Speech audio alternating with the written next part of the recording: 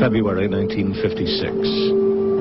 In the heart of New York, Operation Big City was underway.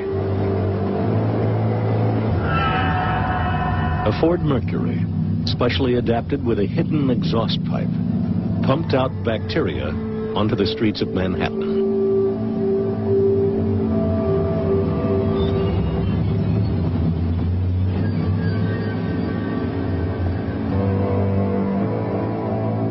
Undercover agents entered the city's subway system, their cases equipped with tiny motors, which covertly dispersed the bacteria Bacillus globuli. 10 years later, the Army returned.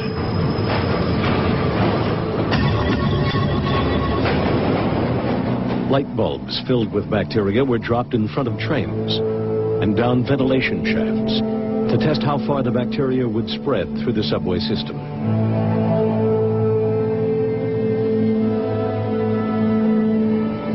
For years, these public experiments were kept secret from the citizens of New York.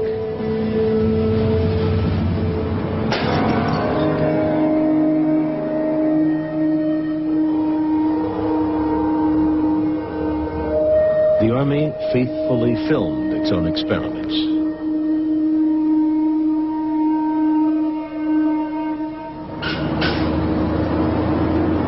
This Washington, D.C. bus station was the site of another secret test. 30 similar trials were conducted at public locations all across America. One of the earliest experiments had fatal consequences. In 1951, the Army sprayed the bacteria Serratia marcescens over San Francisco. 11 hospital patients developed a mysterious infection, and within days, Edward Nevin died from an illness caused by the same bacteria.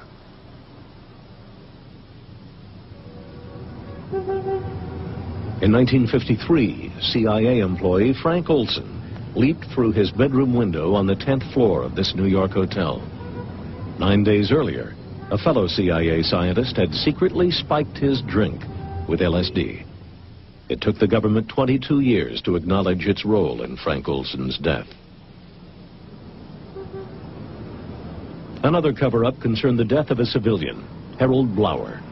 Suffering from depression, he was a patient at the New York State Psychiatric Institute. There, he and 5 other patients were unwittingly tested with mind-altering drugs by doctors who'd signed a secret contract with the U.S. Army. Again, it was more than 20 years before his family discovered the truth. In 1975, I was living in California with my 2 children, and there was a knock on the door, and 2 people in uniform were at the door. They said they were from the Pentagon, and they wanted to talk to me about the death of my father. And I told them that my father had been dead a long time. They came in and they told me that they had found papers at the Edgewood Arsenal in Maryland, and these papers had information about my father's death. It took Harold Blower's family 15 years of fighting the government in court before a judge's ruling established the facts. On January 8, 1953, between 9:53 and 9:57 a.m., my father was injected with 450 milligrams, or 6.47 milligrams kilograms of body weight of EA1298. According to the drug study notes, at 9:57, my father became very restless and had to be restrained by the nurse. He began sweating profusely and flailing his arms wildly. At 10:01, he pulled up in bed, his body stiffened, his teeth clenched, and he began frothing at the mouth.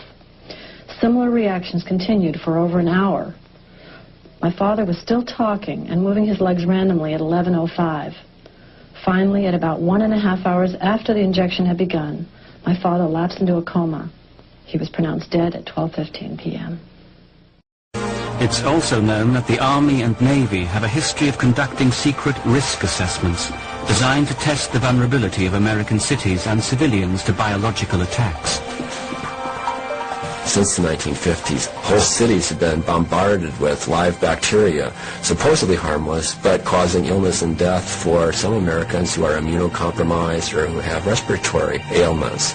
And these kinds of things just need to be stopped, and there has to be some accountability. In the 1950s and 60s, the US Army staged mock biological attacks on major American underground systems. According to Army documents, on the 8th of June 1966, more than 1 million unsuspecting commuters aboard the New York City subway were exposed to supposedly harmless anthrax simulant spores. Could the 2001 anthrax attacks have been another risk assessment test?